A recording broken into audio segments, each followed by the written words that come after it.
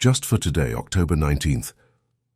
Standing for something, we could feel time, touch reality, and recognize spiritual values long lost to many of us. Basic text, page 85.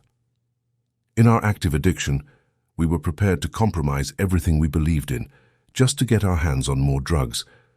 Whether we stole from our families and friends, sold ourselves, or lied to our employers, we were ignoring the values that mattered most to us.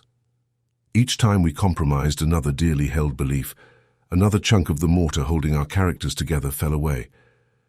By the time many of us came to our first meeting, nothing was left but the ruin of our former selves. We will locate our lost values as we carry out our first honest self-examination.